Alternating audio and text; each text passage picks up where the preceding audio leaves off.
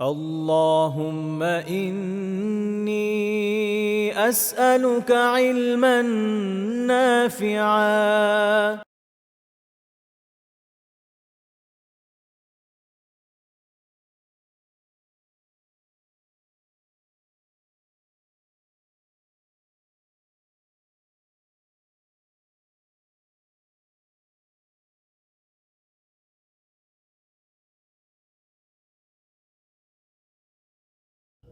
إن الحمد لله نحمده ونستعينه ونصلي على رسوله الكريم وعلى آله وصحبه أجمعين أما بعد।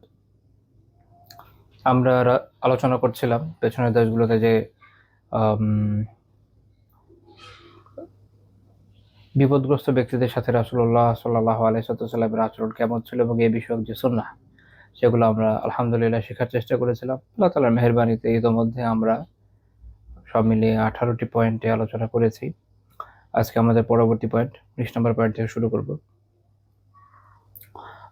19 নম্বর পয়েন্টটা এমন একটা বিষয় নিয়ে যেটা খুবই গুরুত্বপূর্ণ এই জন্য যেটা সবার পক্ষে সম্ভব হয় না, খুবই কঠিন কাজ। সেটা হচ্ছে আল্লাহ তাআলার দিনের জন্য, আল্লাহ তাআলার দিনের খাতিরে আল্লাহর রাস্তায় নিজের সহায় সম্পদ সকল কিছু খোয়ানো। এটা তো চারটিখানি বিষয় না, তাই না? আর আমরা খুব অল্প ব্যয় করতে গেলে যেরকম হাহুতাশ করি, হাপিত্তেশ করি এবং আমাদের রীতিমতো এত কষ্ট হয়, যান বের হয়ে যাওয়ার অবস্থা, সেখানে সকল সহায় সম্পত্তি আসলে আল্লাহর রাস্তায় খরচ চারটিখানি বিষয় না। তো আল্লাহর রাস্তায় যারা সকল সম্পত্তি খুঁয়েছিলেন আল্লাহ রাসূলের জামানায় সাল্লাল্লাহু আলাইহি ওয়াসাল্লাম, তাদেরকে তিনি সান্ত্বনা দিতেন বিভিন্নভাবে। আমরা তো সব উদাহরণ দেখবো না, আমরা একটা উদাহরণের ক্ষেত্রে দেখব। আপনাদের জানা থাকার কথা যে সাহাবীরা মক্কায় কুফফারদের কারণে প্রচন্ড জুলুম এবং নিপীড়নের শিকার হয়েছে। কুফফাররা তাদেরকে বিভিন্নভাবে নিপীড়ন করেছেন। কোনো কোনো সাহাবী তো ছিলেন দাস, ফলে তাদের খুব সম্পত্তি যে ছিল এমন না, হয়তো কিছুই ছিল না, একদম কপরদক শূন্য ছিলেন। কারণ ওইটা এমন একটা সময় ছিল যখন ইসলাম পূর্ব যুগে দারিদ্রের নিজস্ব আসলে কিছুই থাকতো না, সবই মালিকের হতো। অন্যদিকে অনেক সাহাবী ছিলেন যারা তখন খোদ মক্কাতেও যথেষ্ট আহ, সহায় সম্বল সম্পন্ন ব্যক্তিত্ব ছিলেন, যাদের আল্লাহ তাআলা অনেক রিজিক দিয়েছিলেন। যেমন ওসমান রাদিয়াল্লাহু তাআলা আনহু, আবু আব্দুর রহমান বিন আউফ রাদিয়াল্লাহু তাআলা আনহু, খোদ আবু বকর রাদিয়াল্লাহু তাআলা আনহু। তাদের বাকি জীবনেও আল্লাহ তাআলার মেহেরবানিতে অনেক সম্পদ ছিল। তো তারা যখন মদিনাতে চলে আসলেন হিজরত করে, আবার এদের মধ্যে কেউ কেউ আবিসিনিয়াতে বা হাবশায় হিজরত করেছেন, সেখান থেকে আবার পরে মদিনায় হিজরত করেছেন। তো এই হিজরতের পরিক্রমায় তাদের জীবনের উপর দিয়ে অনেক বড় ঝড়-ঝাপটা গিয়েছে, যেটা আমরা শুধু যখন ইতিহাসের পাতায় 2-4 লাইন পড়ি এটা অনেক সময় আসলে উপলব্ধি করা যায় না। কিন্তু যখন আপনি নিজেকে তাদের স্থানে রেখে চিন্তা করবেন, তাদের সাথে কি ধরনের বিপদ মুসিবত তাদের উপর দিয়ে গিয়েছিল, তাদের সাথে কি হয়েছিল, ওইটা আপনার উপর দিয়ে গেলে কেমন ফিল করতেন, তখন বুঝতে পারবেন যে বিষয়টা আসলে অনেক কঠিন ছিল। সাহাবীরা যারা 2 বার হিজরত করেছে তাদের কথা যদি চিন্তা করেন, কেন তাদের অনেক মর্তবা, অনেক মর্যাদা, এর কারণ হচ্ছে হিজরত বা স্থান ত্যাগও যদি বলি, একদম সবকিছু ছেড়ে ছুড়ে হিজরত না, জাস্ট নিজের এরিয়া ছেড়ে আপনি আপনার একদম গাট্টি বস্কা সহ আপনার যত সম্পদ আছে, বাসায় যা জিনিসপত্র আছে, সব মিলে যদি আপনি আরেক জায়গায় যাওয়ার কথাও চিন্তা করেন, আপনি ভাবেন যে এটা কি পরিমাণ কঠিন কাজ। আমরা যারা ভাড়াটিয়া পার্টি আছি, আমাদের দেখা যায় যে এক বাসা চেঞ্জ করার নাম নিলেও গায়ে জ্বর আসে, কারণ বাসা চেঞ্জ করা খুব কঠিন কাজ। আমার বাসায় যে জিনিসপত্র আছে, ধরেন এটা নিয়ে নিজের এরিয়াতেও যদি আরেকটা বাসায় যেতে চাই, তাহলে ওইটা অনেক কঠিন ফিল হয়। আশা করি আপনাদেরও এমনই হওয়ার কথা। মানে খুব কম লোক আছে যারা বাসা চেঞ্জ করতে এনজয় করে, ইউজুয়ালি ব্যাচেলার যারা তারা করে, তাদের কিছুই নাই। অনেকের হয়তো অল্প বিস্তর কিছু জিনিস এক এক মেস থেকে আরেক মেসে গিয়ে থাকছে, 1-2 সুটকেসে হয়ে যায়। এরকম লোক ছাড়া যাদের সাংসারিক জীবন আছে তাদের জন্য অনেক কঠিন কাজ, তাই না? আবার ধরেন এক শহর থেকে আরেক শহরে যদি যাওয়ার চিন্তা হয়, তাহলে ভাবেন কি পরিমাণ কঠিন। তো সেটা হচ্ছে আপনার যা সহায় সম্পদ বাসায় আছে সবকিছু নিয়ে আপনি যাচ্ছেন, আর আপনি একটা দেশ ছেড়ে আরেকটা দেশে চলে যাচ্ছেন এভাবে যে আপনার হাতে কিন্তু কিছুই নাই, কপর্দক পর্যন্ত নাই, জাস্ট কিচ্ছু নাই, যা আছে। কারো কারো এই অবস্থা হয়েছে যে সব ছেড়ে চলে যেতে হয়েছে। হ্যাঁ, অনেক আলহামদুলিল্লাহ তার যা সম্পদ তার একটা অংশ হলেও, অন্তত তার যে অর্থ সম্পদ সেটা হলেও সাথে নিয়ে যেতে পেরেছেন, তারা অন্তত আলহামদুলিল্লাহ কিছুটা তো সহজ হয়েছে তাদের জন্য, কিছুটা সুবিধা তারা পেয়েছেন এদিক দিয়ে। কিন্তু এমন সাহাবিও ছিলেন যিনি আসলে কিছুই নিতে পারেননি, বরং তার সারা জীবনের যা কামায়, যে উপার্জন, যে অর্জন, সব মক্কায় রেখে যেতে হয়েছে। এবং মুহাজির সাহাবা যারা মক্কা থেকে মদিনায় হিজরত করেছেন, তাদের যে সম্পদগুলো ছিল এগুলো পরে কুফাররা দখল করে নিয়েছিল। এমনকি রাসূলুল্লাহ সাল্লাল্লাহু আলাইহি ওয়াসাল্লামের যে বাড়ি, ওইটাও তারা দখল নিয়ে নিয়েছিল। অন্যান্য সাহাবীদের যে বাড়ি, সেগুলো কুফাররা দখল নিয়ে নিয়েছিল। পরে আর এগুলো আল্লাহ রাসূল তাদের থেকে উদ্ধার করেননি, এটা তাদেরকে ভোগ দখলে রেখে দিয়েছিলেন। তো তাহলে চিন্তা করেন যে আপনি আল্লাহর রাস্তায় যাচ্ছেন এমন ভাবে যে আপনার কাছে আর কিছুই নেই, আপনি হয়তো এক কাপড়ে, একদম খালি হাতে, শুধু আত্মরক্ষার জন্য আরবদের যে বৈশিষ্ট্য ছিল, যে তাদের যে খঞ্জর, হয়তো একটা তরবারি, তীর আর তুনির, এই নিয়ে আপনি বের হয়ে গিয়েছেন। হয়তো আপনার একটা মশকে কিছু পানি আছে, আপনার কিচ্ছু হাতে নাই, আপনার টাকা পয়সা সব আপনি রেখে চলে যাচ্ছেন, এবং এটা আপনার শত্রুরা দখল নিয়ে নিচ্ছে। আপনার আর কিছু করার নাই, আপনি আর এটা কখনো পাবেন না। এটা এরকম না যে আপনি আরেক দেশে আছেন, আত্মীয় স্বজন ব্যাংকের মাধ্যমে বা হুন্ডির মাধ্যমে আপনাকে টাকা পাঠিয়ে দিচ্ছে, সেরকম কিন্তু সুযোগ নেই। আপনি এমন এক দেশে যাচ্ছেন, আপনি জানেন না ওখানে কি হবে, কারণ ওইটা তো টেলিফোনের যুগ না। সাহাবীরা যখন মদিনাতে হিজরত করলেন প্রথম, সেখানে আলহামদুলিল্লাহ অনেকে অনেক ধরনের সহায়তা পেয়েছেন, কিন্তু যারা পরবর্তী সময়ে যাচ্ছেন তাদের তো এটা জানার ওইভাবে উপায় নাই যে এই মুহূর্তে ওখানে গেলে আমি কি বেনিফিট পেতে পারি, সেখানে আমি কোথায় থাকবো, কার বাসায় উঠবো, কারণ আত্মীয় স্বজন তো আর নাই। আমরা জানি যে রাসূলুল্লাহ সাল্লাল্লাহু আলাইহি ওয়াসাল্লামের পূর্বপুরুষ এর সাথে একটা আত্মীয়তার সম্পর্ক মদিনার বনু নাজ্জারের ছিল, কিন্তু সব সাহাবীর কিন্তু এরকম না। বাকি সাহাবী যারা গিয়েছেন তাদের বলতে গেলে প্রায় সবারই ব্যতিক্রম থাকতে পারে, অধিকাংশেরই এরকম আত্মীয়তার সম্পর্ক ছিল না। তো তারা যাচ্ছেন এমন একটা অঞ্চলে যেখানে আসলে এভাবে আত্মীয়তাও নাই, এমন কোনো পরিচিতিও নাই, সেখানে কোথায় থাকবেন, কি খাবেন, কিছুই জানা নাই। অর্থাৎ একদম অনিশ্চিতের উদ্দেশ্যে যাত্রা। এটা অনেক বড় কোরবানি, এটা চারটিখানি বিষয় না, এটা চারটিখানি বিষয় না। এবং এটা এমন একটা সময় ছিল যখন মানুষের ঈমানের সত্যতা প্রমাণ করতো তার হিজরত। অর্থাৎ হিজরত করার মাধ্যমে তাকে প্রমাণ করতে হতো যে সে মুমিন। এবং হিজরতের অনেক ফজিলত আল্লাহ তাআলা কোরআনে উল্লেখ করেছেন। সূরা আন-নিসার 100 নম্বর আয়াতে বলেছেন, ওয়া মা ইউহাজির ফি সাবিলিল্লাহ, যে আল্লাহর পথে হিজরত করবে, ইয়াজিদ ফিল আরদি মুরাগামান কাসীরা ওয়া সাআ, সে জমিনে বহু জায়গা ও প্রশস্ততা পাবে। কারণ আল্লাহর জমিন অনেক বিস্তৃত।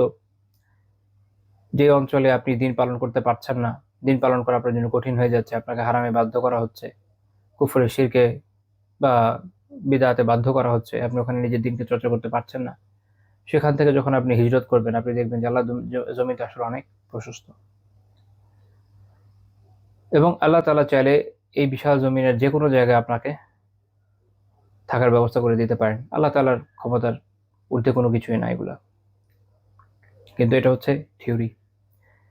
আমরা তো আয়াত পড়ি, পড়ার পর এটা অনুধাবন করে আমলি জিন্দেগিতে এটাকে বাস্তবায়ন করা, এটা অনেক বড় চ্যালেঞ্জ। সাহাবীদের বৈশিষ্ট্য হচ্ছে এখানে, ওনারা এই চ্যালেঞ্জগুলোকে বাস্তবায়ন করেছেন। আর আমাদের অবস্থা হচ্ছে এই জায়গায় যে আমরা পড়ি, থিওরিটিক্যালি পড়ি, বাস্তবায়নের দিক থেকে আমাদের অবস্থা খুব বেশি সুবিধার না। আল্লাহ তাআলা তৌফিক দান করেন যেন আমরাও বাস্তবায়নের পথে গিয়ে যেতে পারি আমি। তো আমরা একজন সাহাবীর জীবন থেকে একটা ঘটনা পড়বো এই বিষয়ে। ইনি হচ্ছেন সুহাইব বিন সিনান আবু ইয়াহিয়া আন-নামিরিয়্যু আর-রুমি রাদিয়াল্লাহু তাআলা আনহু। সুহাইব বিন সিনান আর-রুমি রাদিয়াল্লাহু তাআলা আনহু। সুহাইব বিন সিনান এই নামে উনি বেশি প্রসিদ্ধ সিরাতের কিতাবগুলোতে, হাদিসের কিতাবগুলোতে।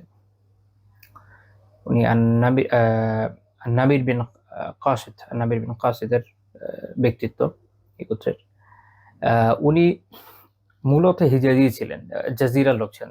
উনি জাজিরার লোক ছিলেন। জাজিরা অঞ্চলটা হচ্ছে ইরাকের একটা এরিয়া। উনি বেসিক্যালি রুমি না, মানে রোমান না, বেসিক্যালি রোমান না। রুমি দিয়ে আরবিতে বোঝানো হচ্ছে যে রোমান, কিন্তু উনি অ্যাকচুয়ালি রোমান না, উনি জাজিরার লোক। যেমন ইমাম যাহাবী রাহিমাহুল্লাহ সিয়ার আলামিন নুবালায় উল্লেখ করেছেন উনি জাজিরার লোক। তো সেখানে একটা জায়গা ছিল আহ, আহ, নিনেওয়া, এখন ওই নিনেভ বলে, মানে ইংরেজি আর ইংরেজিতে নিনেভ বলে। তো যাই হোক, ওখান থেকে উনি আটক হয়েছিলেন। উনার বাবা, তারপরে উনার চাচা, উনারা দায়িত্বশীল ছিলেন ইরানের যে বাদশাহ কিসরা তার পক্ষে।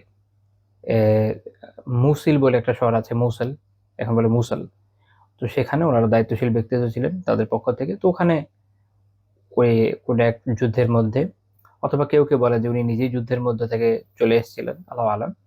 তো উনি ওখানে আটক হয়েছিলেন, এর মাধ্যমে মক্কায় আনিত হয়েছিলেন, অথবা যুদ্ধ থেকে উনি নিজেই কোনোভাবে পালিয়ে হয়তো মক্কায় চলে এসেছেন। কারণ মুসেল যে এরিয়াটা, জাজিরা যে এরিয়াটা, এটা রোমানদের এবং পারসিকদের মধ্যে একটা ঘোরতর যুদ্ধের এরিয়া ছিল। মানে কিছুদিন পরপরই হয় না, লাইন অফ ফায়ার, যুদ্ধ চলছে দুই পক্ষের মধ্যে।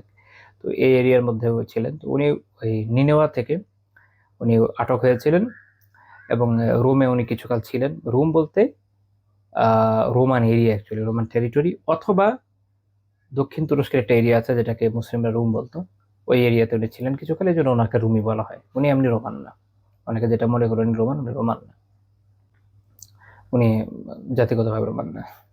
তো পরে উনি মক্কায় যখন আসেন তখন আব্দুল্লাহ বিন জুদআন আল কুরাশি আত-তাইমি তার হালিফান, তার সাথে চুক্তিবদ্ধ হয়ে, যেহেতু উনি এখানকার অধিবাসী না, আপনাদেরকে আমি আগেও বলেছি যে তখন বাইরে থেকে যারা আসতেন, যারা দাস না, যারা দাস না, তারা এই অঞ্চলগুলোতে থাকতে হতো হচ্ছে এখানকার প্রভাবশালী কোনো ব্যক্তির সাথে চুক্তিবদ্ধ হয়, তার হালিফ হয়, তার সাথে একটা চুক্তিবদ্ধ হয়। তো এটা চুক্তির বিভিন্ন ধরন ছিল, ওগুলোতে আমাদের আলোচনা দরকার নেই। তো ওখানে তিনি আব্দুল্লাহ বিন জুদআন আল কুরাশি আত-তাইমির হালিফ ছিলেন, তার সাথে চুক্তিবদ্ধ ছিলেন। তো তিনি সেখানে কিছু কাজ করতেন এবং ওটা করে কিছু উপার্জন করেছিলেন। তো তিনি নিজে বর্ণনা করছেন, দুঃখিত একটু সর্দি যাচ্ছে। আচ্ছা, যাই হোক, তিনি নিজে বর্ণনা করেছেন যে যখন রাসূলুল্লাহ সাল্লাল্লাহু আলাইহি ওয়াসাল্লাম এবং আবু বকর রাদিয়াল্লাহু তাআলা আনহু হিজরতের জন্য বের হলেন, তো তিনিও তাদের পিছনে পিছনে বের হলেন। তিনি চেয়েছিলেন তাদের সাথেই যেতে, কিন্তু যেহেতু তারা তো গোপনীয়তার মাধ্যমে চলে গিয়েছে, তো যখন তারা চলে গেছেন উনি জানতে পেরেছেন, উনিও বের হয়ে গেছেন যাওয়ার জন্য, তাদের সাথে যোগ দেওয়ার জন্য। তো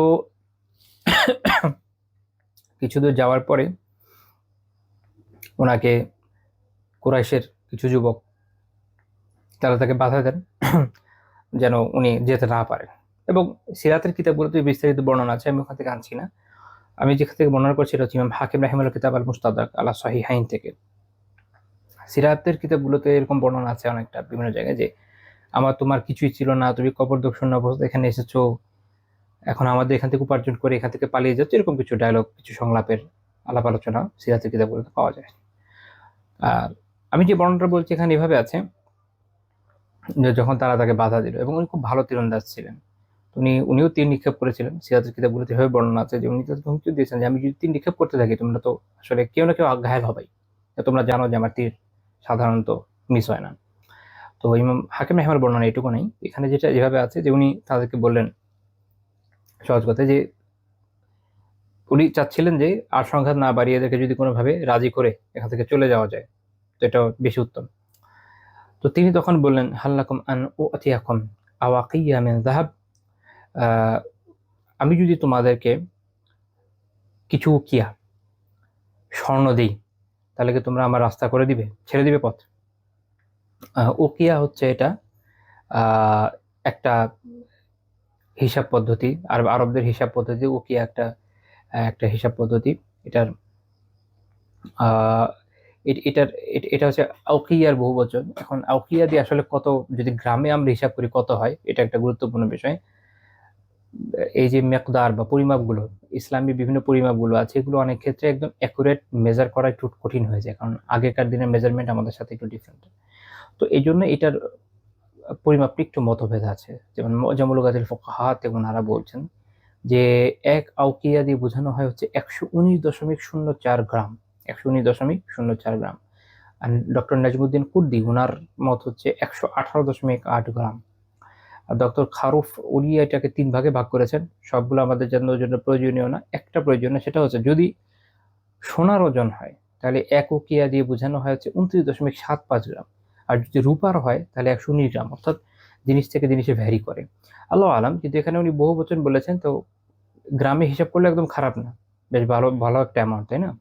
আর এখনকার সোনার তো দাম দেখতেই পাচ্ছেন কি অবস্থা চলছে, আল্লাহ আলাম। আমি আজকে জানিও না যে এখন আজকে কত দাম, কয়েকদিন পরপরই বাড়ে, আমি খোঁজ নিয়েও ছেড়ে দিয়েছি।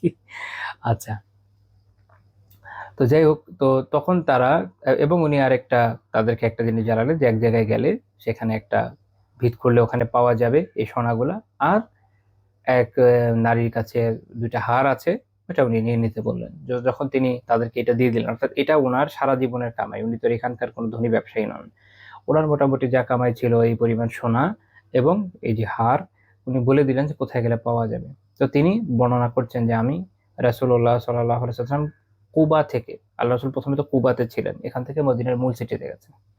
তো তিনি বর্ণনা করছেন যে কুবা থেকে যাওয়ার আগেই উনি গিয়ে পৌঁছলেন, যখন আল্লাহ রাসূল তাকে দেখলেন বলেন, ইয়া আবা ইয়াহইয়া, ওনার নাম ছিল আবু ইয়াহইয়া, উপনাম ওনার, ইয়া আবা ইয়াহইয়া রবিহাল বাই, তোমার এই বিক্রয়, এই যে তোমার যে ক্রয়, তোমার যে লেনদেনটা যেটা তুমি এখানে করলা, এটা তোমার সাফল্যমণ্ডিত হোক। এটা আবিধানিক অনুবাদ করলাম, এটা ভাবা অনুবাদ করলাম। আরবরা সাধারণত বলে যে কোনো ব্যবসা যদি খুব সফল হয়, এই ব্যবসাকে তারা বলে রবিহাল ব্যয়, এইভাবে বলে আর কি, অভিভাষণ জানায়। তো তিনি এটা 3বার বলেন। তো সোহেব রাদিয়াল্লাহু তাআলা উনি খুব অবাক হয়ে গেলেন যে আল্লাহ রাসূল সাল্লাল্লাহু আলাইহি ওয়াসাল্লাম কিভাবে জানলেন। উনি নিজেই বলছেন যে ইয়া রাসূলুল্লাহ মা সাবাকানি ইলাইকা আহাদ, আমার আগে তো কেউ আপনার কাছে আসে নাই। ওয়ামা আখবারাকা ইল্লা জিবরিল আলাইহিস সালাম, তো তিনি বলেন আপনাকে নিশ্চয়ই জিবরিল আলাইহিস সালাম খবর দিয়েছেন। রাসূল সাল্লাল্লাহু আলাইহি ওয়াসাল্লাম মনোসম্মতির মাধ্যমে জানিয়ে দিলেন যে হ্যাঁ, অবশ্যই জিবরিল আলাইহিস সালাম এটা জানিয়েছেন। ইমাম হাকিম রাহিমাহুল্লাহ হাদিসকে সহিহ বলেছেন, ইমাম যাহাবী রাহিমাহুল্লাহ সহিহ বলেছেন। এটা মুস্তাদরাকের আল মুসাদ্দাক আলা সহিহাইনের হাদিস, 5706 নম্বর হাদিস। আর এর পরের হাদিসে, ঠিক এর পরের যে হাদিস 5707 নম্বর হাদিস, সেখানে ইবনে জুরাইজ রাহিমাহুল্লাহ তাআলা বর্ণনা করছেন, আল্লাহ তাআলা একটা আয়াত নাযিল করেছেন কোরআনে, সূরা বাকারা 207 নম্বর হাদিস, ওয়া মিনান নাসি মান ইয়াশরি নাফসাহু ইবতিগা মারাদাতিল্লাহ। অপরদিকে মানুষের মাঝে এমন কিছু লোক আছে যারা আল্লাহর সন্তুষ্টির জন্য নিজের প্রাণকে বিক্রি করে দেয়। এটা দিয়ে, এটা কাদের উদ্দেশ্যে নাযিল হয়েছে? ইবনে জুরাইজ রাহিমাহুল্লাহ বলছেন, নাযলাত ফি সুহাইব বিন সিনান ওয়া আবি যর, এটা হচ্ছে সুহাইব বিন সিনান রাদিয়াল্লাহু তাআলা এবং আবু যর রাদিয়াল্লাহু তাআলা আনহুর জন্য এই উদ্দেশ্যে এই আয়াত নাযিল হয়েছে। সুবহানাল্লাহ, আপনি চিন্তা করেন যে আল্লাহ তাআলা কি পরিমাণ ফাজিলত তাদেরকে দান করেছে, যে খোদ রাসূলুল্লাহ সাল্লাল্লাহু আলাইহি ওয়াসাল্লাম বলছেন যে এই বিক্রয়, এই যে লেনদেন উনি করেছেন, এটাও ওনার জন্য সাফল্যমণ্ডিত একটা ব্যবসা। আসলে দুনিয়াতে আমরা যতই ব্যবসা করি না কেন, এটার তো পরকালীন কোনো কল্যাণের বিষয় নাই, যদি না এটার সাথে এমন কিছু রিলেটেড থাকে যা আমাকে পরকালীন কল্যাণ এনে দেয়। মানুষ এখানে ওখানে অনেক টাকা ব্যয় করতে পারে, কিন্তু এইটা তো আর আমাকে সবকিছু ক্ষেত্রে কি করবে না, পরকালীন কল্যাণ এনে দেবে না। যেটা পরকালীন কল্যাণের জন্য ব্যয় করা হয় সেটাই আসলে প্রকৃত প্রকৃত লাভ হচ্ছে সেখানে, প্রকৃত লাভ হচ্ছে সেখানে। আর সোহেব রাদিয়াল্লাহু তাআলা আনহুর জীবনে আমরা দেখলাম যে উনি এই প্রকৃত লাভের পথে এগিয়ে গিয়েছেন। উনি চাইলে ওই টাকা পয়সার, মানে ৮-১০টা মানুষ কি করে যে টাকা পয়সার চিন্তা করে যে আমার এতগুলো টাকা, সারা জীবনের সম্পদ চলে যাবে, আরেক এলাকায় যাব, ওখানে আবার কামাইতে পারি কি না পারি, হ্যাঁ ওখানে আমি কিভাবে চলবো, এতগুলো স্বর্ণ এগুলো আমি ছেড়ে যাব, তার চেয়ে আমি রয়ে যাই, আমার যে দুনিয়াবী সম্পদ এগুলোর আকাঙ্ক্ষায় আমি রয়ে যাই, আমি ভয়, এটার ভয়ে, আবার এখানে ভালোই আছি, কি দরকার আমার এই টেনশন কাঁধে নিয়ে আবার আরেক এলাকাতে চলে যাবো, আবার দিন পালনের জন্য কষ্ট করে আরেক এলাকায় চলে যাবো, ওখানকার মানুষজন কেমন হয়, আমি ওখানে আসলে কিভাবে থাকি না থাকি, এগুলো মনে করে এমন জায়গায় অনেক সময় আমরা রয়ে যাই যেখানে হয়তো আমাদের জন্য দিন পালন অনেক কঠিন, বা আমরা হয়তো ভাবে পালন করতে পারি না, অথচ আমাদের ওই সক্ষমতা আছে যে আমরা হিজরত করে যাব। যদি এরকম সক্ষমতা থাকে যে আরেক জায়গায় হিজরত করে যাব, সেক্ষেত্রেও দেখা যায় যে এইসব ওয়াসওয়াসা, এইসব চিন্তা আমাদেরকে আচ্ছন্ন করে, এর ফলে আমরা ওই সাহসটা আর করতে পারি না। আর সাহাবীদের বিষয়টা এখানে ইউনিক, যে এই চিন্তা তো নিশ্চয়ই ওনাদের মধ্যে আসে না এমন মনে করার কোনো কারণ নাই, কারণ যে কারোর এই চিন্তাই আসে, তাই না? রিজিকের একটা চিন্তা থাকে, পরিবার নিয়ে চিন্তা থাকে, কিন্তু ওনারা এই চিন্তাগুলোকে ওভারকাম করতে পেরেছেন। ওনারা আল্লাহ তাআলার সন্তুষ্টিকে মুখ্য হিসেবে দেখেছেন এবং সেটার জন্য হিজরতের মতো কঠিন পথ পরিক্রমা থেকেও পিছপা হন নাই। আল্লাহ তাআলা আমাদের দিনের উপরে দৃঢ়তা দান করেন আমাদেরকে, আমিন। কারণ আমাদের এই বিষয়ে দুর্বলতা তো আছে, এটা তো আমাদের স্বীকার করতেই হবে। আমরা দেখলাম যে রাসূলুল্লাহ সাল্লাল্লাহু আলাইহি ওয়াসাল্লাম তিনি সাহেব রাদিয়াল্লাহু তাআলাকে কিভাবে সান্ত্বনা দিলেন, তার এই সবকিছু যে খোয়ালেন তিনি আল্লাহ তাআলার রাস্তায়, এই বিষয়ের উপরে কি পরিমাণ সান্ত্বনা তিনি দিলেন। এখান থেকে আমাদের এটা বোঝা দরকার যে এটা একটা গুরুত্বপূর্ণ কাজ, যে কেউ যখন আল্লাহ তাআলার জন্য কোনো কিছু ত্যাগ স্বীকার করে তখন আমাদের কাজ হচ্ছে তাকে সান্ত্বনা দেওয়া। দেখেন, এটা হতে পারে যে দিনের দিনের ওয়ে কখনো এরকম থাকে যে আজিমাতের উপরে চলা যায়, আর কখনো রুখসাতের উপর চলা যায়। এটা নিয়ে আমি আগেও আলোচনা করেছি যে একটা হচ্ছে যে কোনো মাসালা খুব কঠিন হয়, কোনো জিনিস সহজ হয়, দিনের মধ্যে দুইটাই আছে। শুধু আজিমাত এটা যেমন মানুষকে বাড়াবাড়ির দিকে নিয়ে যায়, শুধু রুখসাত বা ছাড় মানুষকে ছাড়াছাড়ির দিকে নিয়ে যায়, দিনে এই দুইটার কোনো একদিকে ঝুঁকে পড়াটাই নিন্দনীয়। বরং করণীয় হচ্ছে একটা ব্যালেন্স রাখা, এবং ফোকাহারা এই কাজটা করেছেন, এই ব্যালেন্সটাকে মানুষের সামনে উত্থাপন করেছেন। এই জন্য দেখবেন মুফতিরা কখনো এক ব্যক্তিকে একটা মাসআলা এভাবে বলছেন, সেম প্রশ্নে আরেকজনকে ভিন্ন উত্তর দিচ্ছেন, এবং এটা আমরা খোদ রাসূলুল্লাহ সাল্লাল্লাহু আলাইহি ওয়াসাল্লামের জীবনেও দেখি। আপনাদের হয়তো খেয়াল আছে, আমরা আহ রমাদানের আগে এটা নিয়ে আলোচনা করেছিলাম কোন এক প্রসঙ্গে, যে বৃদ্ধ এবং যুবকের জন্য কিছু মাসালায় ভিন্নতা আছে। আল্লাহ রাসূল একই প্রশ্নে দুজনকে আলাদা উত্তর দিয়েছেন। এটা হচ্ছে এই যে ব্যালেন্সটা, এই জন্য উলামা থেকে জেনে নিতে হয় যে আমার ব্যালেন্সটা কি। বাট হ্যাঁ, অনেক সময় সময়ের তাকাদা থাকে যে আপনি আজিমাতের উপরে বা দৃঢ়তার উপরে বেশি প্রাধান্য দিবেন, এবং কারো ইমানি ওই শক্তি থাকে যে সে তুলনামূলক কঠিন বিষয়ের উপর আমল করতে সক্ষম, এবং তার এই আমলের মাধ্যমে খায়ের আছে, তো সে সেটা করতে পারে। এখন অনেকে এই ধরনের আমল করার পরে দুনিয়াবী জীবনে ক্ষতিগ্রস্ত হয়, বাহ্যিকভাবে আমরা দেখি যে তার দুনিয়া বিভিন্ন ক্ষয়ক্ষতি হয়ে যাচ্ছে।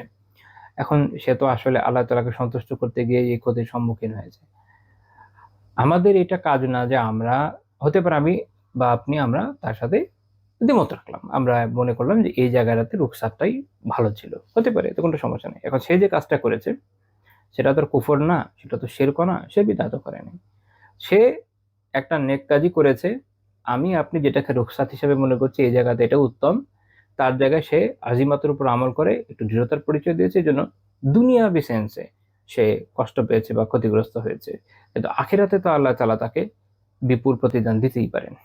তো আমাদের তখন কাজটা আসলে কি, তাকে সান্ত্বনা দেওয়া, যে আলহামদুলিল্লাহ, আপনি আল্লাহ তাআলার জন্য এত বড় ত্যাগ স্বীকার করেছেন, আল্লাহ তাআলা এই জন্য আপনাকে জাযায়ে খায়ের দান করেন, আপনাকে দৃঢ়তা দান করেন, এবং আপনাকে সবরান জামিল দান করেন। যেই বিপদের উপর দিয়ে আপনি যাচ্ছেন, এই সান্ত্বনাটা তাকে দেওয়া, তাকে বরং উৎসাহ দেওয়াটা হচ্ছে আমাদের কর্তব্য। এটা জরুরি না যে সে আর আমি সব মাসালে এক হয়ে যাব। দুনিয়ার আমরা সবাই এক হইতে পারবো না, এটাই দুনিয়ার নিয়ম, এটাই নিজামটা, এরকম আল্লাহ আমাদের জন্য বানিয়েছেন। এই জন্য দিনের মধ্যে আজিমতের মাসালাও আছে, রুখসাতের মাসালাও আছে, এক মাসালে আলাদা আলাদা সলিউশনও আছে, আলাদা আলাদা মাযহাবকে আল্লাহ তাআলা দুনিয়াতে রেখেছেন। এদের এটা বেনিফিট হচ্ছে এখানে যে উম্মার মধ্যে একটা প্রশস্ততা আছে। সবাই যদি একদম রোবটিক ভাবে একটা মতের উপর মানতে বাধ্য হয়ে যেত, তাহলে আমাদের মধ্যে অনেক বড় বড় ফিতনা হতো, এটা তো বোঝাই যায়। তো কাজেই এটা জরুরি না যে আরেকজনকে হুবহু আমার মতেই আসতে হবে, এবং আমার মতে আসে নাই বলেই আমি আরেকজনের উপর আক্রমণ করে ফেলবো, এবং সে আল্লাহর জন্য একটা ত্যাগ স্বীকার করেছে, এবং এইটাকে নিয়ে আমি পরে তাচ্ছিল্য করব, হাসাহাসি করব, এটা নিয়ে মজা নিব, এটা এটা এটা বাঞ্ছনীয় নয়, এবং সুন্নাহ আমাদেরকে এটা শেখায় না। বরং আমাদের এটাই শিক্ষা দিচ্ছে এই হাদিস, যে আমরা যেন এমন ব্যক্তিদের ক্ষেত্রে অবশ্যই সহানুভূতিশীল হই, এবং আমাদের পক্ষে যতটুকু করার করি। এটা জরুরি না যে তাকে আমার মতের উপরই থাকতে হবে। সে আলহামদুলিল্লাহ দিনের কোনো একটা মতের উপর আমল করছে, মাশাআল্লাহ, খুব ভালো। আমরা আমাদের পক্ষে যতটুকু সম্ভব তাকে সাহায্য করব, তাকে সহানুভূতি জানাবো ইনশাআল্লাহ তাআলা। 20 নম্বর পয়েন্ট, আর্থিকভাবে বিপদগ্রস্ত ব্যক্তিকে সদাকা করতে বলেছেন। এটা এমন একটা পয়েন্ট, এটা একটু আলোচনার দাবি রাখে, কারণ এটা অনেকে আমাদের দেশে অনেক মানুষকে দেখেছি এই বিষয়ে তারা খুবই বিচিত্র ধরনের চিন্তা ভাবনা রাখেন। আমরা একটা ঘটনা একটু বলি। সহিহ মুসলিমের 1556 নম্বর হাদিস, আবু সাঈদ খুদরি রাদিয়াল্লাহু তাআলা আনহু বর্ণনা করেছেন যে একজন ব্যক্তি রাসূলুল্লাহ সাল্লাল্লাহু আলাইহি ওয়াসাল্লামের যুগে তিনি ফলের ব্যবসা করতে চেয়েছিলেন, ফল বিক্রি করতে চেয়েছিলেন, ব্যবসা করে এটা নিয়ে। তো হলো যেটা, যে কোনো কারণে ওনার অনেক বড় লস হয়ে গেল। ফলের ব্যবসা আপনারা জানেন, অনেক বড় লস হতে পারে, ফল নষ্ট হয়ে যেতে পারে, বিভিন্নভাবে অনেক বড় লস হয়ে গেল। ফাকাসুরা দাইনুহু, ফলে তার যে লোন এটা অনেক বেশি হয়ে গেল, লোনের উপর ব্যবসা করছিলেন। এই ব্যক্তির নাম যদি উল্লেখ করা হয় না, উনি কিন্তু সাহাবী। ঠিক আছে, এটা মাথায় রেখে। আমাদের দেশে যেটা হয়, আমি অনলাইনে বিভিন্ন ব্যক্তিদের থেকেও দেখেছি, আবার পরিচিতদের মধ্যে যারা একটু দিন পালন করে এমন লোকদেরও দেখেছি, কেউ যখন লোনের উপরে, সুদে লোন না, নর্মাল কর্জে হাসানের উপরে বা পরিবার থেকে লোন নিয়ে ব্যবসা করে না, ব্যবসা তো আপনি আসলে নিজের পকেটের টাকা দিয়ে খুব বেশি করতে পারবেন না, পারবেন? আলটিমেটলি আপনাকে কোথাও না কোথাও থেকে একটু লোন তো উঠাই দিয়ে হবে, তাই না? আল্লাহ, কারো যদি জমিদারি থাকে তো ভিন্ন কথা। তো আমি দেখেছি যে অনেকে এটাকে নেগেটিভ থাকে, আপনি ব্যবসা করবেন কিভাবে, লোন তো নিতে হবে। বাকি সুদে যদি নেন এটা নেগেটিভ বিষয় অবভিয়াসলি, কারণ এটা তো আপনি একটা হারামের মধ্যে লিপ্ত হয়ে গেলেন। যে আপনি কর্জে হাসানা নিচ্ছেন, সে অনুযায়ী ব্যবসা করছেন, কোনো সমস্যা তো নেই, সমস্যা হচ্ছে নেই। হ্যাঁ, যদি আপনি কারোর সাথে কোনো ধরনের শরিকানা ব্যবসা করতে পারেন, সেটা মুদারাবা হোক, মুশারাকা হোক, ভালো, আরো ভালো। এভাবে আপনি একটা বড় অ্যামাউন্ট জমাই ফেলতে পারেন ব্যবসার জন্য। বাট হলো যে আপনি পেলেন না, এখন আপনি করতে গেলে লোন নিলেন, শরীয়ত তো আপনাকে বাধা দেয় নাই। শরীয়ত যে বিষয়টাকে খারাপ চোখে দেখে না, আমি আপনি কেন খারাপ চোখে দেখবো? আমরা দেখছি যে এখন সাহাবী তিনি লোন নিয়েছেন ব্যবসার জন্য, এবং ফলের ব্যবসায় উনি অনেক বড় লস খেয়েছেন। লস খাওয়ার ফলে কি হয়েছে, তার অনেক বড় লোন হয়েছে, তার ঋণ অনেক হয়ে গেছে। তো রাসূলুল্লাহ সাল্লাল্লাহু আলাইহি ওয়াসাল্লাম এটা জানার পরে তিনি কি বললেন? তিনি কি বকা দিলেন? না, তিনি দেখলেন যে তার হচ্ছে তখন ঋণ শোধ করার টাইম হয়ে গেছে, এবং উনি একটা বড় সমস্যায় পড়ে গেছেন, এত লোন কিভাবে শোধ করবেন। আমাদের একটা প্রচলিত ধারণা আছে যে কেউ যদি মানে ব্যবসা করতে গিয়ে এমন ভাবে মানে লোনের মধ্যে পড়ে যায়, অবভিয়াসলি প্রথম কাজ হচ্ছে যে সে তার নিজের সামর্থ্যের মধ্যে যতটুকু সম্ভব শোধ করার চেষ্টা করবে। হতে পারে যে তার কাছে এখন আর কিছু নাই, তখন কি করবে? তখন তিনি কি সাদাকা নিতে পারেন? পারেন, কোনো সমস্যা নেই। আল্লাহ রাসূল বলেছেন, তাসাদ্দাকু আলাইহি, তাকে সাদাকা দাও। এই হাদিসে বলছেন কি, তাকে সাদাকা দাও। তো তখন আবু সাঈদ রাদিয়াল্লাহু আনহু বলছেন, ফাতাসাদ্দাকা নাস আলাইহি। তো তারা লোকেরা, অর্থাৎ সাহাবীরা তাদের জন্য সাদাকা করলেন এই ব্যক্তির জন্য। কিন্তু সমস্যা হলো যেটা, যেই পরিমাণ ওনার ওভারঅল লোন, ওই পরিমাণ টাকা ওঠেনি। ধরেন একটা বড় অ্যামাউন্ট, আমরা জাস্ট একটা এস্টিমেটেড অ্যামাউন্ট ধরি, মনে করেন যে 1,00,000 টাকা, হয়তো 60,000 টাকা উঠলো বা 40,000 টাকা উঠলো, যেটাই উঠলো। তখন রাসূলুল্লাহ সাল্লাল্লাহু আলাইহি ওয়াসাল্লাম এই যে যারা কর্জদাতা, ঋণদাতা, তাদেরকে বলেন, খুযু মা ওয়াজাদতুম, যা পেয়েছো নিয়ে নাও, ওয়ালাইসা লাকুম ইল্লা যালিক, এটা ছাড়া তোমাদের জন্য আর কিছু নাই। এর মানে আবার এটা না যে তাহলে বাকিটা মওকুফ হয়ে গেল, বাকিটা মওকুফ হলো না। এটার মানে হলো যে আপাতত এইটুকুই না, আপাতত এইটুকুই না, এখন তোমরা এর বেশি আর পাবা না।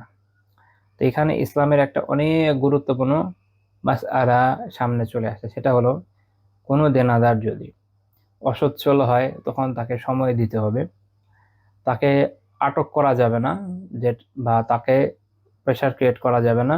অসচ্ছল যেহেতু, তাকে আর এগুলো কিছু করা যাবে না, তাকে সচ্ছলতার অবকাশ দিতে হবে।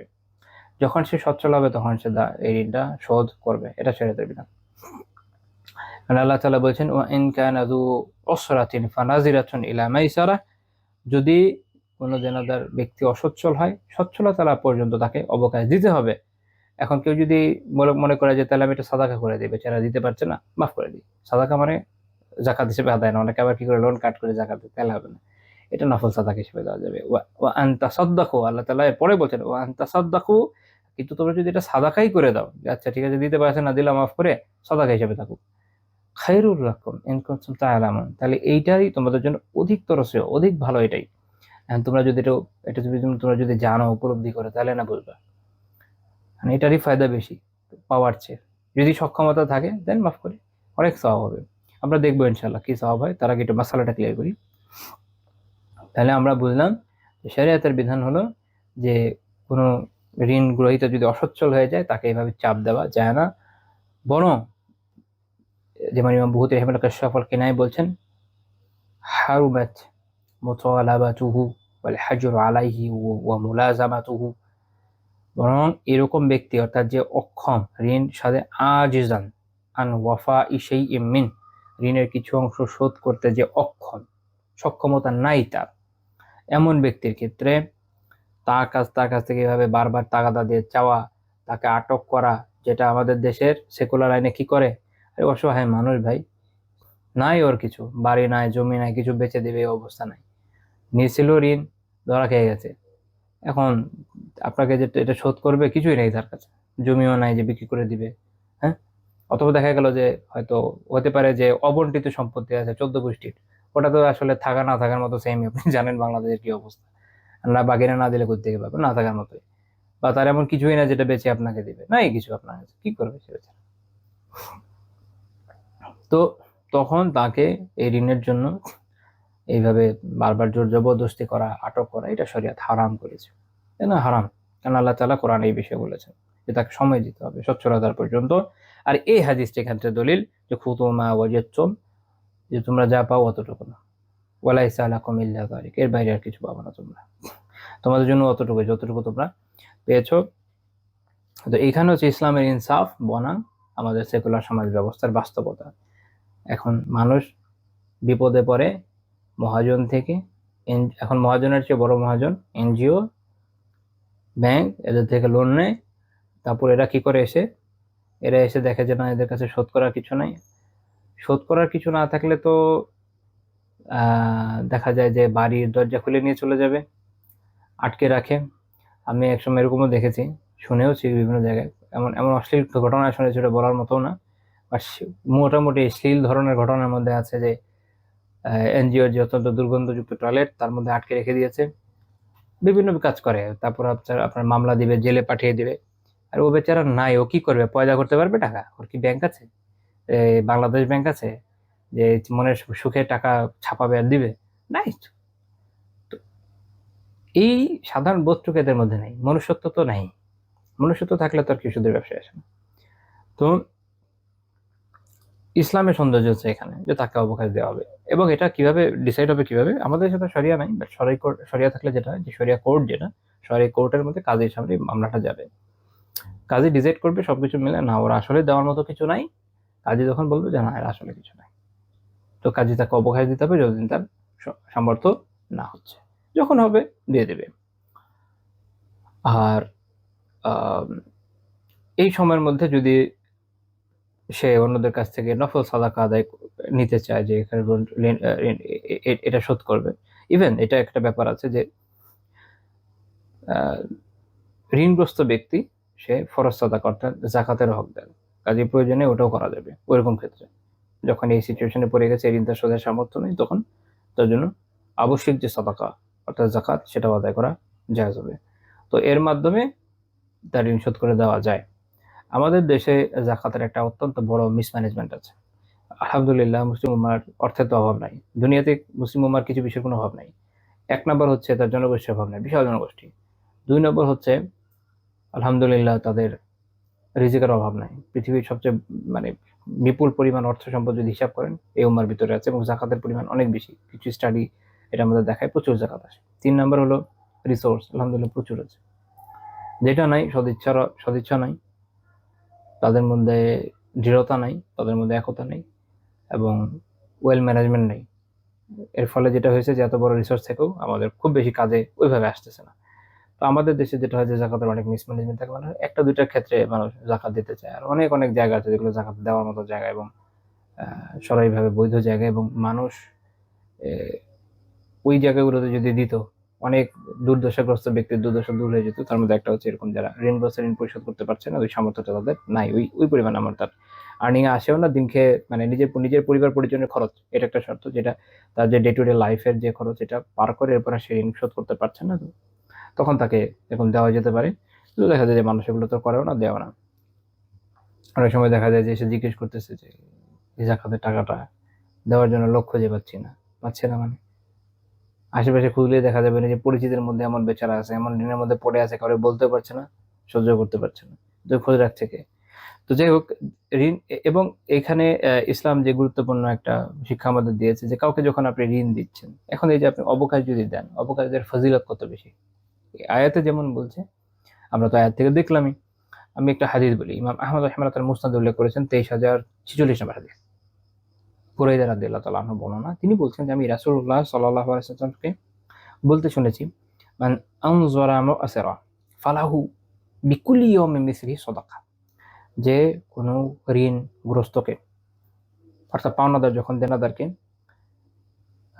সুযোগ অবকাশ দেয়, তখন প্রতিদিন ওই যে পরিমাণ সে অর্থ তাকে দিয়েছে ওই সম পরিমাণ সে সওয়াব লাভ করে।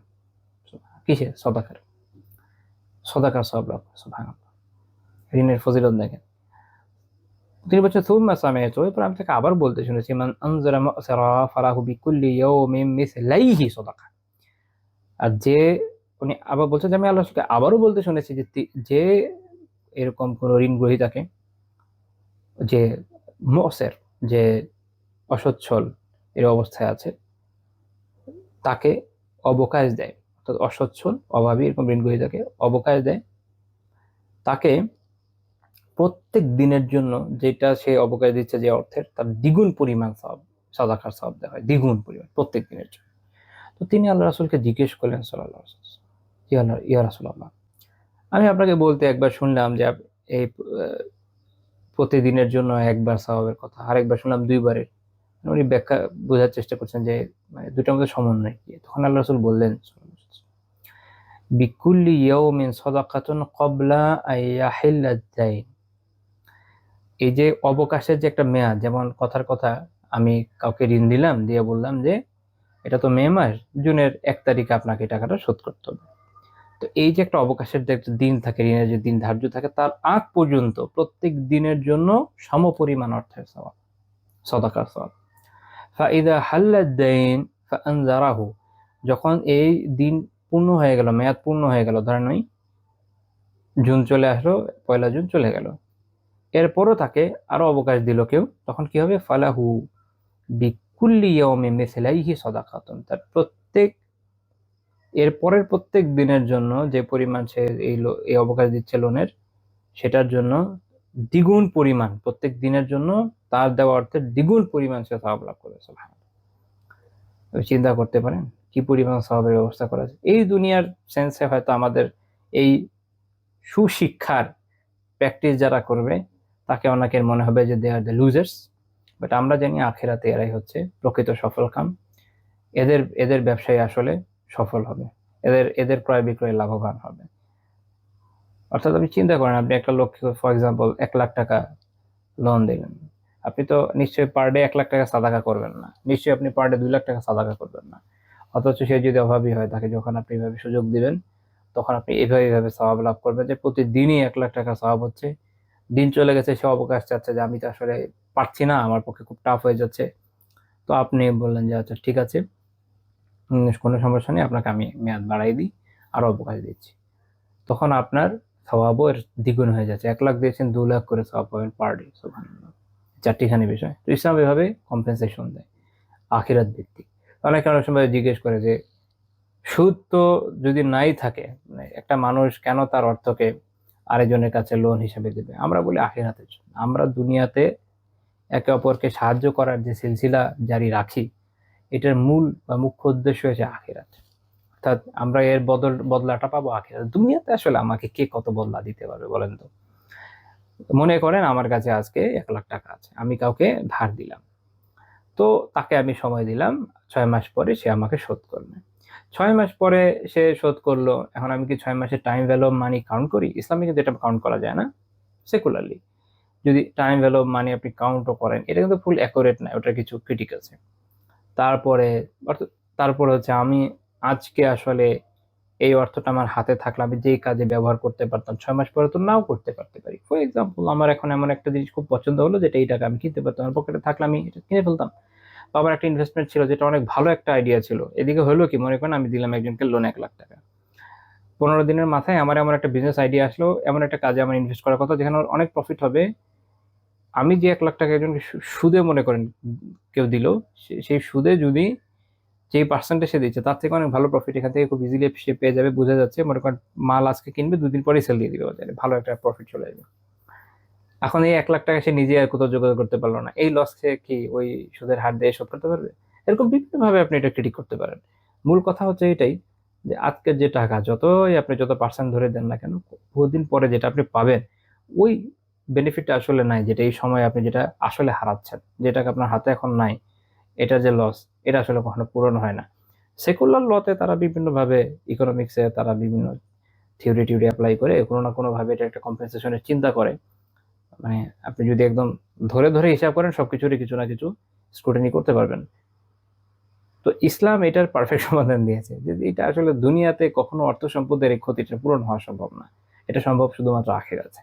আখিরাতে এরকম বিপুল পরিমাণ সওয়াব তুমি পাবা যখন কাউকে ধার দিবা। এমনিতেও ধার দেওয়া সওয়াব বেশি, তার উপর যখন এরকম দুর্দশাগ্রস্ত অভাবী ব্যক্তি শোধ করতে পারছে না, তাকে তুমি অবকাশ দিবা, তার এত এত সওয়াব আছে। তো এইভাবে রাসূলুল্লাহ সাল্লাল্লাহু আলাইহি ওয়াসাল্লাম আমাদের জন্য একটা উত্তম দৃষ্টান্ত আমাদের জন্য স্থাপন করে গিয়েছেন, যেটা আমাদের দৃষ্টিভঙ্গির বিপরীত। সমাজের যেটাই দৃষ্টিভঙ্গি হোক, ইসলাম একটা ভিন্ন দৃষ্টিভঙ্গি রাখে।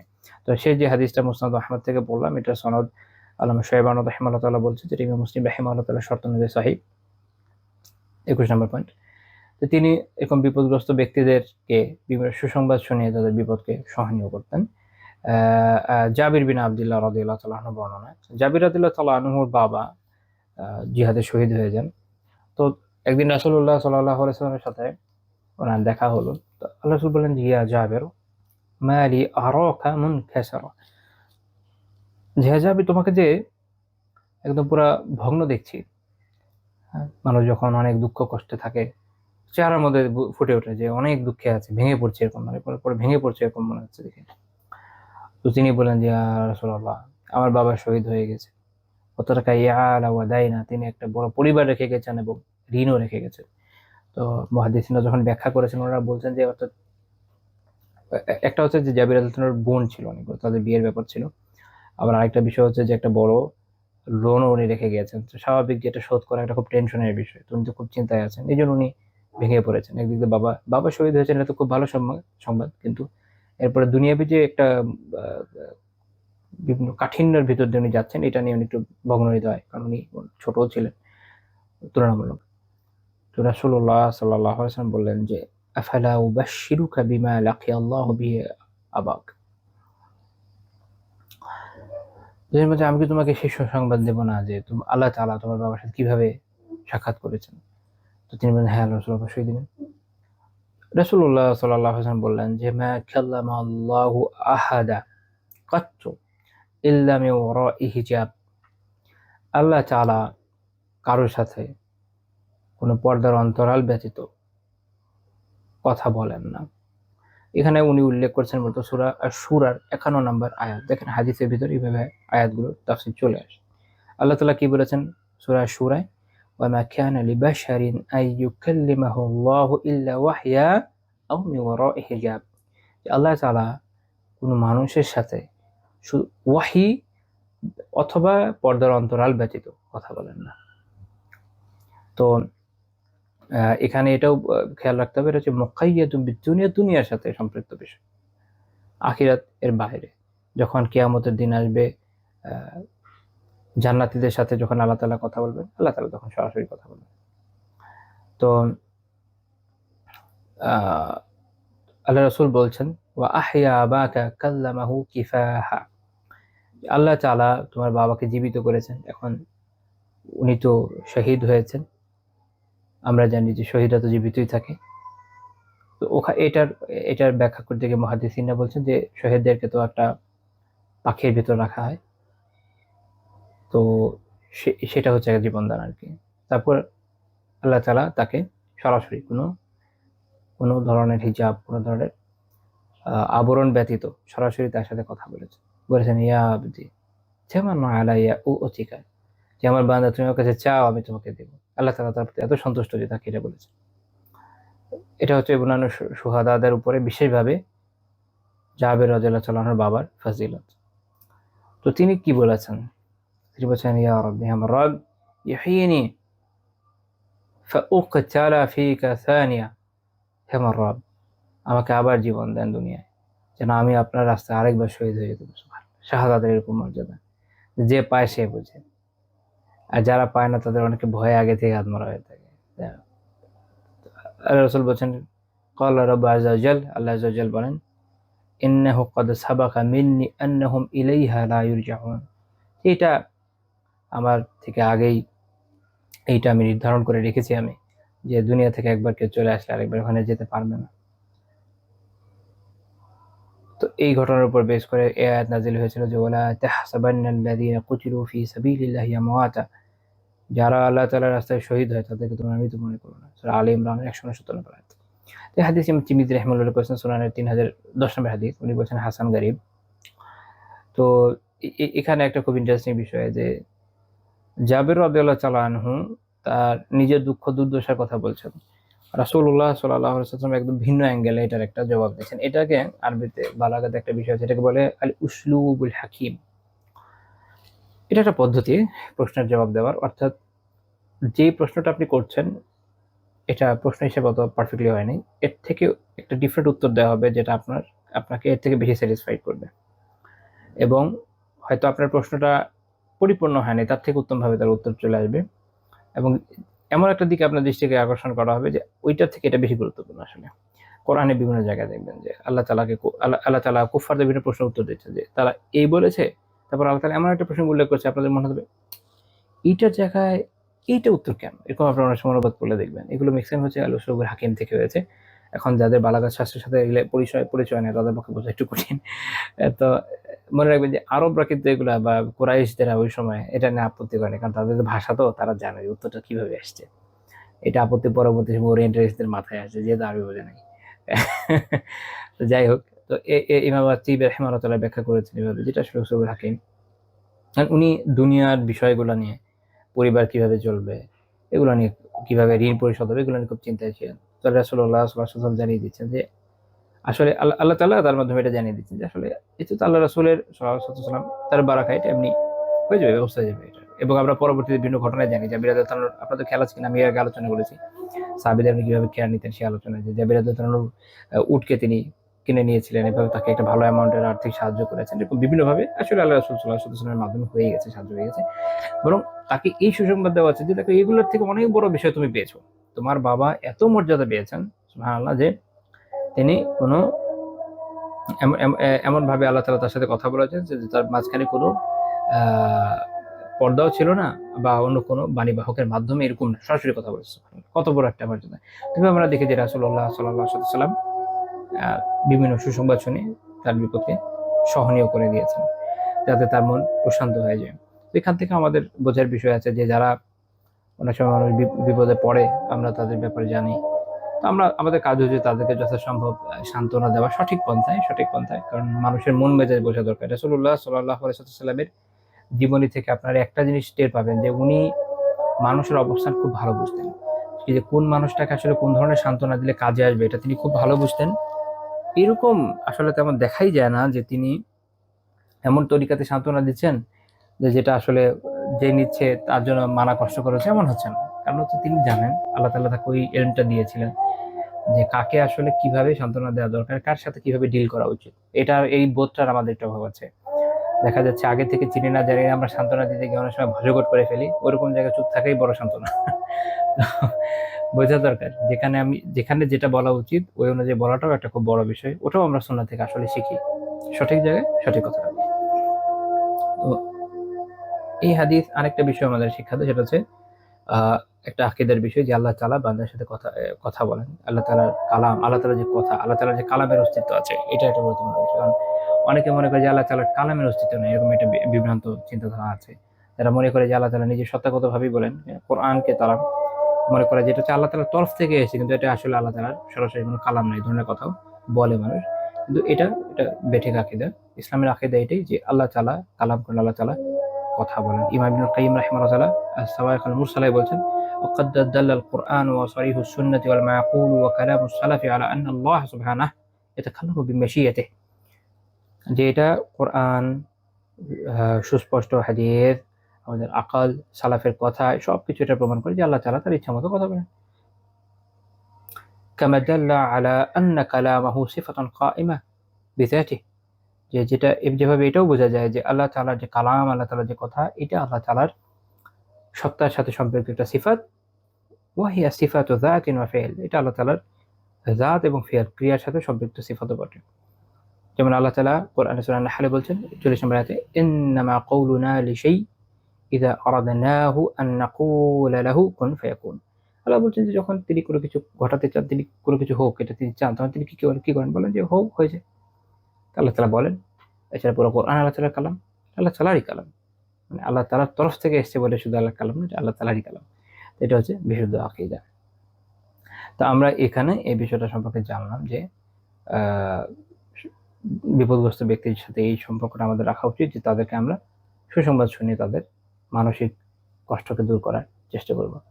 এরপরে যে পয়েন্ট সেটা হচ্ছে 22 নম্বর পয়েন্ট, এটা খুব ইন্টারেস্টিং একটা পয়েন্ট, যেটা হচ্ছে যে দুঃখবোধ দূর করার জন্য রাসূলুল্লাহ সাল্লাল্লাহু আলাইহি ওয়াসাল্লাম কখনো কোনো বিশেষ খাবার গ্রহণের পরামর্শ দিয়েছেন। অর্থাৎ খাবার মানুষের প্রতি ইফেক্ট ফেলে, হ্যাঁ, মানুষের অনেকে মনে করে যে না, তার মন খারাপ, খাবার কি দরকার, না, খাবার দরকার আছে, ভালো খাবার, উত্তম খাবার, বিশেষ করে এমন কিছু অ্যামাউন্ট আছে, এমন কিছু আপনার উপাদান আছে যেগুলো আসলে মানুষের উপরে ভালো একটা প্রভাব ফেলে। যেমন ধরেন লাইক, আমি তো ভালো মতো বলতে পারবো না, যারা এই সাবজেক্টের তারা ভালো বলতে পারবে, এটা যেহেতু আমার সাবজেক্ট না, বাট আমি ওভারঅল বিভিন্ন জায়গা থেকে যা পড়েছি ততটুকু থেকে আমি বুঝেছি যে স্ট্রেস রিলিফ করার জন্য, ডিপ্রেশনের জন্য অ্যান্টি ডিপ্রেসেন্ট হিসাবে বেশ কিছু উপাদান এগুলো কাজে কাজে আসে।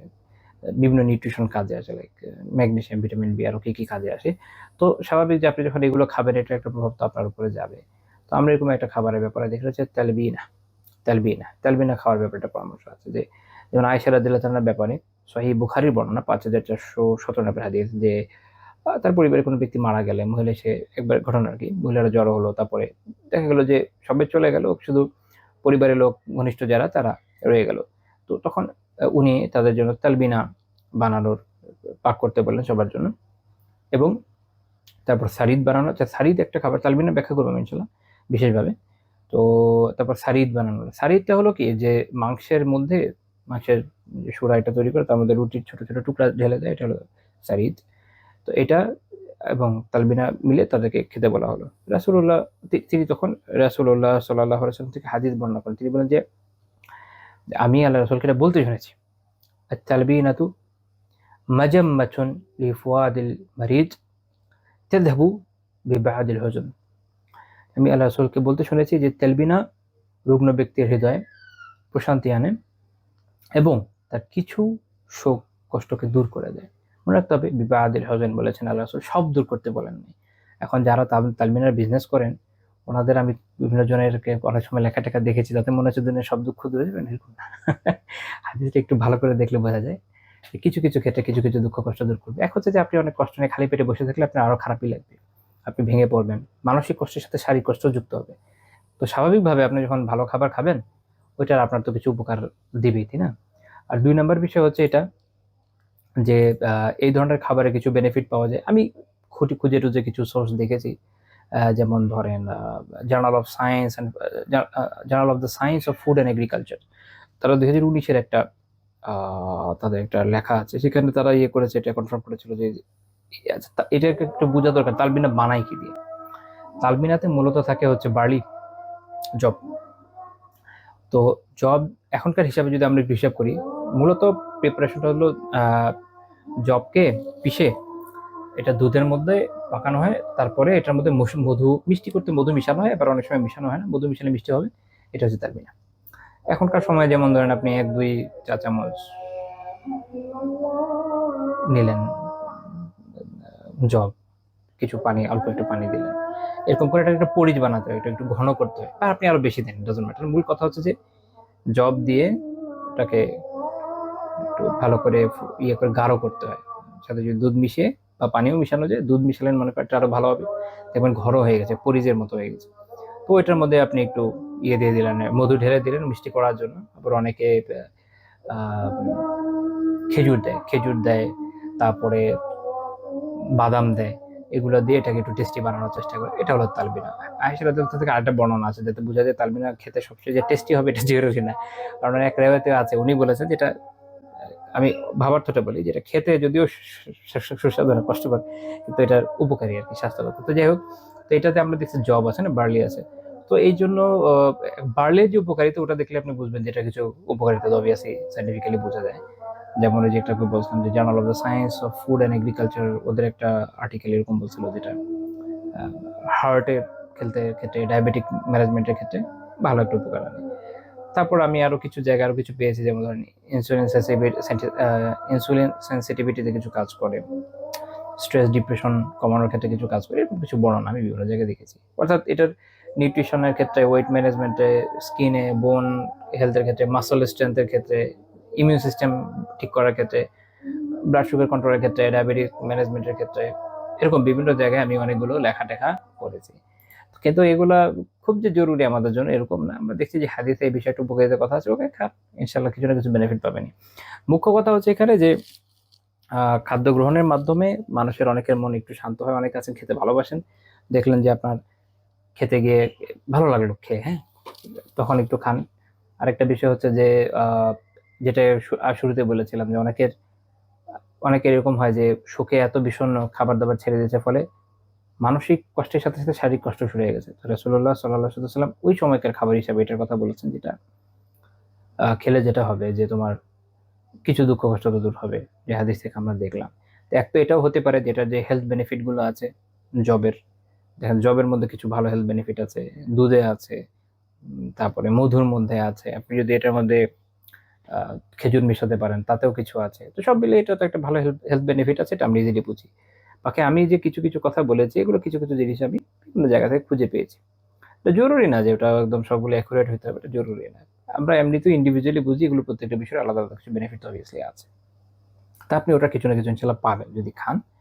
এক দুই নাম্বার হচ্ছে যে ওই যে পেট খালি থাকছে না, এটাও একটা ভালো বিষয়, আপনি একদম ভেঙে পড়বেন না। তা আমরা এটা দেখছি যে রাসূলুল্লাহ সাল্লাল্লাহু আলাইহি ওয়াসাল্লাম দুঃখবোধ দূর করার জন্য কখনো কখনো খাবারের পরামর্শ দিয়েছেন। কাজে সুখাদ্য উত্তম খাবারের পরামর্শ দেওয়া মানুষকে এটা একটা ভালো কাজ, এটা আমরা এখান থেকে বুঝলাম। তো কারো এরকম থাকলো, মনে কষ্ট থাকলো, অনেকে খাবার দাবার নাও খাওয়া ছেড়ে দেয়, তাদেরকে বলা উচিত যে ভাই আপনারা খান, কোনো সমস্যা নেই, একটু ভালো কিছু খান, যেটা খেলে আপনার শরীর স্বাস্থ্যের জন্য ভালো হয়। যেমন হাদিসে আমরা তালবিনের কথা পাই, ট্রাই করে দেখতে পারেন, বা শুধু জবও খেয়ে দেখতে পারেন, এনিথিং যেটা আপনার ভালো লাগে, সুস্বাস্থ্যকর। অস্বাস্থ্যকর কিছু খেয়ে ক্ষতি করে তো লাভ নাই, ভালো কিছু খান, মন ভালো থাকুক, এটা একটা গুরুত্বপূর্ণ বিষয় আর কি। আচ্ছা, তারপরে পয়েন্ট হলো যে তিনি বিপদে পরস্পরকে সান্ত্বনা এবং সহমর্মিতা দিতে তিনি আমাদেরকে শিখিয়েছেন। শুধুমাত্র যে তিনি নিজে দিয়েছেন এমন না, আমাদেরকেও শিখিয়েছেন। ইমাম ইবনে মাজাহ রাহমাতুল্লাহি আলাইহি হাদিস বর্ণনা করেছেন 1601 নম্বর হাদিস সুনানের।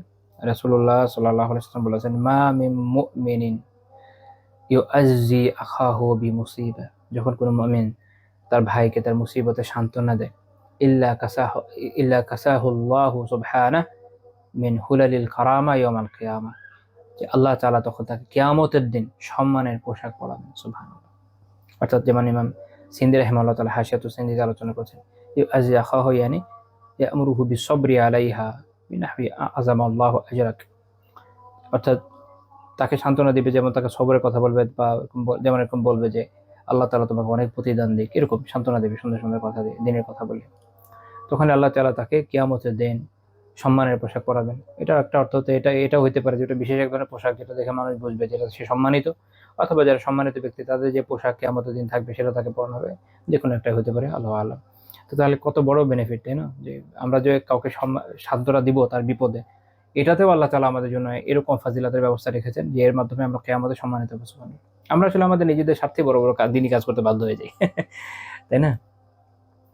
বরং আমাদের করা উচিত, অবশ্যই করা উচিত। তো এখান থেকে একটা মাসআলা বের হয়, যেটা ডক্টর আব্দুল আজিজ বিন আদনান এবং ডক্টর আনাস বিন আদিল ওনাদের একটা কিতাব হচ্ছে দালাইল ওয়াল ইশারাত আলা আখসারিল মুখতাসারাত, ওটার ওখানে ওনারা বলছেন যে কোনো মুসলিমকে সান্ত্বনা দেওয়া কোনো মুসিবতে, যেমন কেউ মারা গেছে এরকম ক্ষেত্রে, তো সেটা সে আপনি যে সান্ত্বনা দাতা, সে ছোট হোক, সে প্রতিবেশী হোক, সে বন্ধু হোক, যে কেউ হতে পারে, যে কেউ সান্ত্বনা দেওয়া, সে কেউ সেইভাবে সান্ত্বনা দেওয়াটা সুন্নাহ। সান্ত্বনা দেওয়াটা কি সুন্নাহ ইত্তিফাকান, যেটা সকলের ঐক্যমত, এটা সুন্নাহ। যদি মৃত্যুর ক্ষেত্রে হয় ক্বাবলা দাফনি ওয়া বা'দা, তার দাফনের আগেও সান্ত্বনা দেওয়া সুন্নাহ, দাফনের পরেও সান্ত্বনা দেওয়া সুন্নাহ। তো তাহলে এটা একটা বড় আমল, আমরা তো এমনিতে একটা প্রথা হিসেবে করি। তো দেখেন, আপনি প্রথা হিসেবে একটা কাজ করতে, এটা শুধু একটা প্রথার বিষয় হবে, সামাজিকতা হবে, কিন্তু এটাকে ইসলামের একটা বিধান হিসেবে মনে করে, সুন্নাহ হিসেবে মনে করি। রাসূলুল্লাহ সাল্লাল্লাহু আলাইহি ওয়াসাল্লামের দেখানো আদর্শ আমলের জন্য যখন আপনি করবেন, এই নিয়তেই আপনার এটাকে একটা ইবাদতে পর্যবসিত করবে, এবং এর মাধ্যমে আপনি অনেক সওয়াব লাভে ধন্য হবেন। তো আজকে এই হচ্ছে আমাদের এই আলোচনার বিষয়বস্তু, যা এখানে শেষ হচ্ছে। আল্লাহ তাআলা কথাগুলো বোঝার, মানার এবং আমলের তৌফিক দান করুন। যা যা ভুল ত্রুটি হয়েছে আল্লাহ তাআলা মাফ করুন এবং তৌফিক দান করুন, আমরা যেন এর দ্বারা সবাই উপকৃত হতে পারি। আমিন। সুবহানাকাল্লাহুম্মা বিহামদিকা লা ইলাহা ইল্লা আনতা আস্তাগফিরুকা ওয়া আতুবু ইলাইক।